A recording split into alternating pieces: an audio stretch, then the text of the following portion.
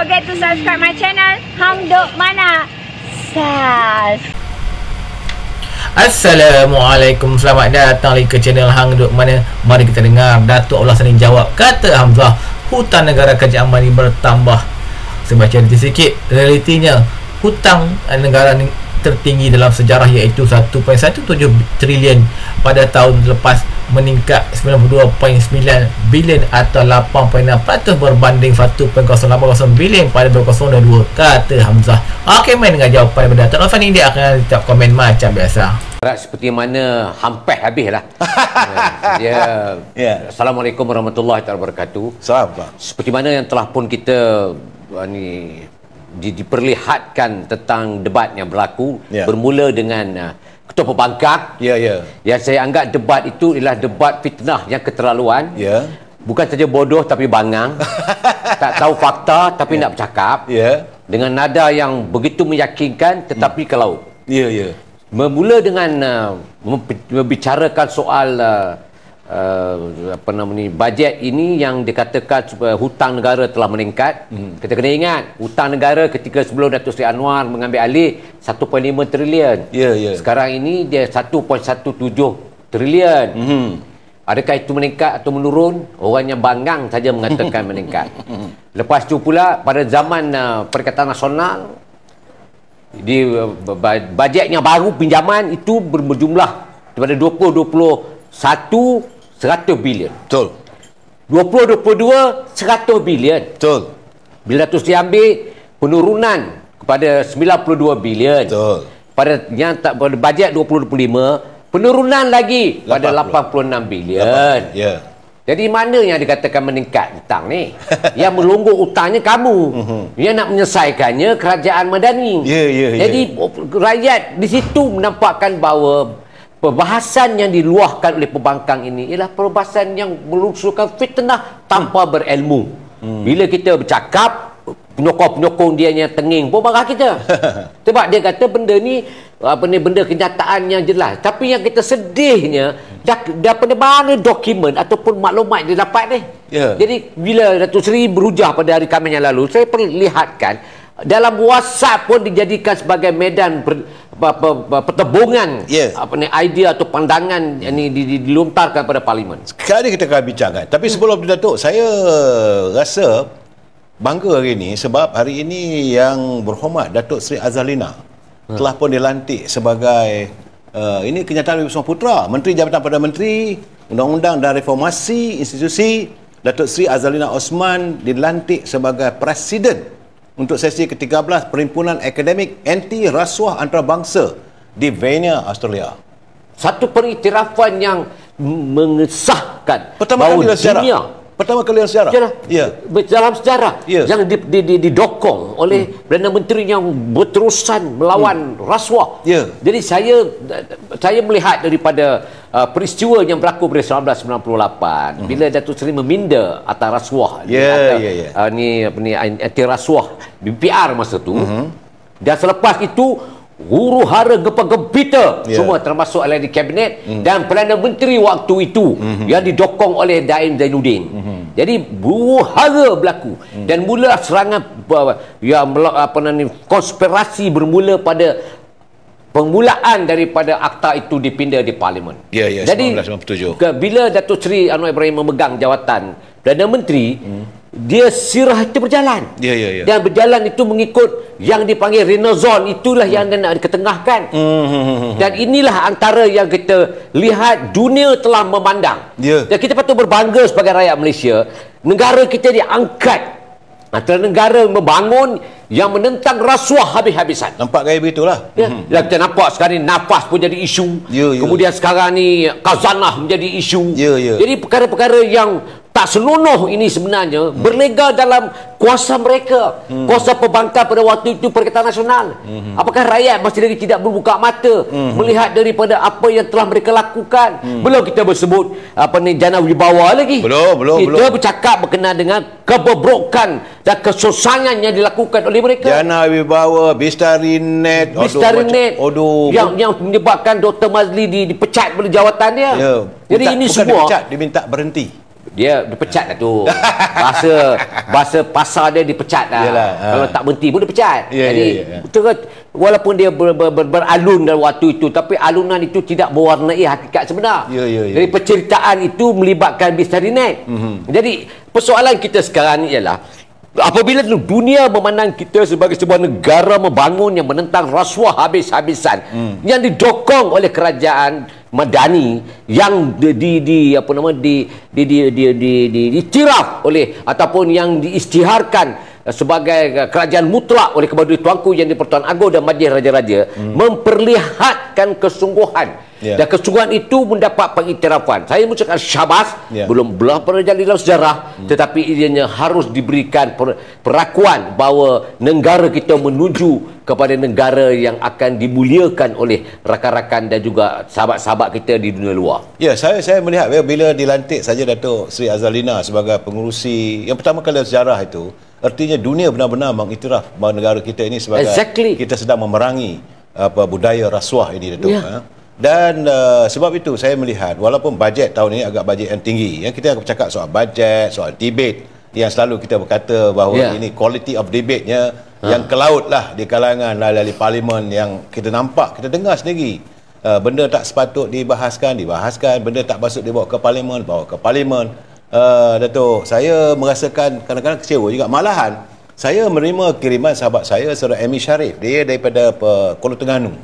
Dia tinggal di Kuala Terengganu. Dia kata dia kecewa sangat-sangat sebab bila dia melihat pemain-pemain sosial, media sosial ni masih lagi berterusan menghantar kiriman dalam media sosial yang memaki Hamon, yang mengutuk Datuk Anwar Ibrahim. Dia kata apa dosanya?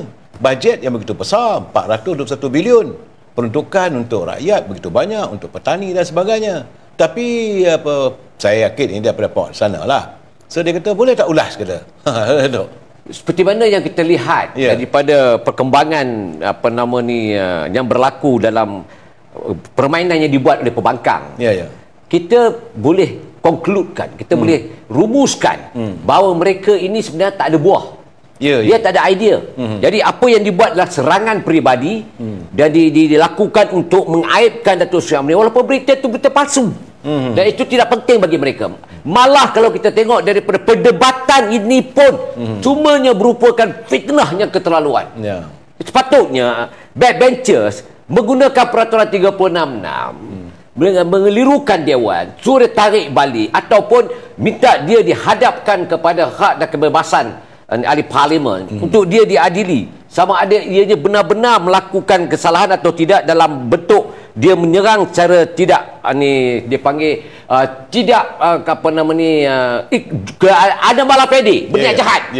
Dan ini saya lihat sebagai contoh. Dia kata Datuk Seri Anwar tidak mencerminkan kesusahan pelajar, tetapi kita tengok pendidikan yang dikeluarkan bajetnya luar biasa. Betul. Yang kalau kita tengok daripada apa yang diperuntukkan itu sudah melepasi daripada apa yang dilakukan pada tahun 2021 2022. Betul. Terlalu tinggi.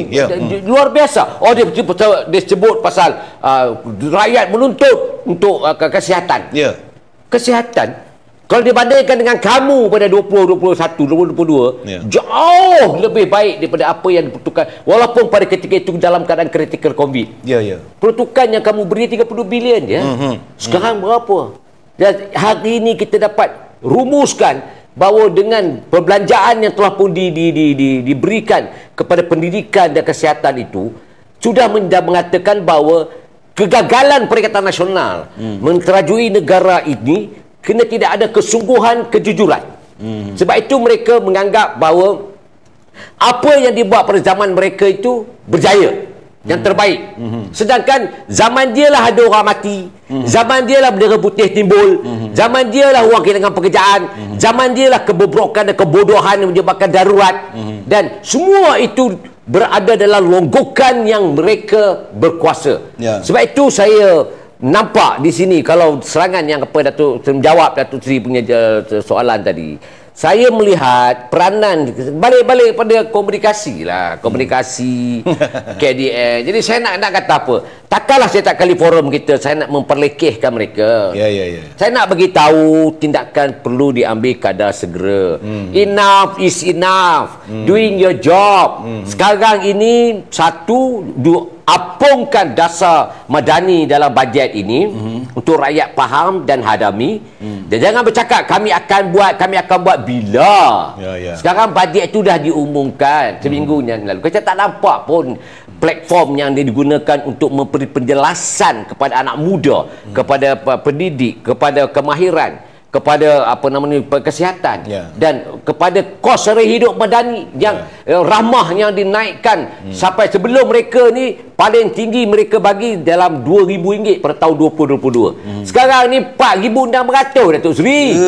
Sekali ganda lagi dia bagi. Mana yang katakan kos hidup tidak diberi pemantauan? Ni benda-benda macam ni lah yang saya nak suruh diampungkan. Dan begitu juga bila dibuat fitnah, segerakan ambil tindakan. Jadi kalau kita tengok daripada WhatsApp group yang ada ni, mesti ada pemantauan yang membolehkan mereka itu dibuat pendakwaan kerana fitnah. Dan sekarang ini tidak berlaku begitu. Yang sekarang ni kita nampak mereka berleluasa. Kenapa mereka berleluasa? Kerana tindakan tu tidak ada. Bila tidak ada tindakan itu, bahkan mereka bermaharajalela. Dan satu lagi yang saya nampak ada tempang sikit bila dibuatkan berdakwaan secara fitnah ini. Tak ada baik-baik yang ada terpukau dengan itro ataupun emosi dibawa oleh pihak bangkang. Itu yang saya marah sebab saya tak faham mengapa mereka ni tidak bersedia. Sedangkan mereka patut bersedia dalam segi apa sekalipun untuk memastikan tidak berlaku kepincangan dalam fakta yang jelas dan betul. Dan macam kata pelayar kita Ramlah Abdul Hamid, dia kata Puan Ramlah, dia kata memanglah kerajaan sekarang ni, pelayar pun sedar bahawa dalam keadaan sekarang ni serangan terhadap kerajaan ni, dia kata siapa je kerajaan sekarang ni banyak fitnah yang dilontarkan. Artinya pelayar sedar bahawa fitnah kan? Ya, betul tu Datuk Seri. Kita sedar, kita pun sedar, tapi tindakan tu tindakan itu perlu dibuat secara total. Tak boleh dibiarkan. Sampai bila nak sembah otak dengan serangan mereka semua ni? Kan? Yang saya geram sangat tu bila dia sebut benda-benda yang menjijikkan itu. Saya tak faham. Dalam grup-grup, kalau saya boleh dapat, kalau Datuk Seri boleh dapat, takkan dia orang tak boleh dapat? Itulah keadaannya. Maklumat ni. Dia sepatutnya dapat maklumat lah sepatutnya. Dia have to be, dia kena strengthen, dia kena bergerak secara kolektif.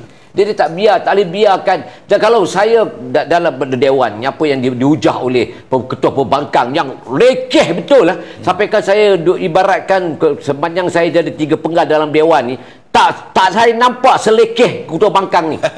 Dia betul-betul pembahasan yang mengikut emosi, mengikut fakta sendiri. Dah dapat dia mana-mana bahan dia pun saya tak tahu.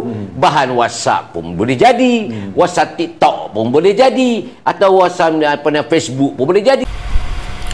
Saya baca detail lagi.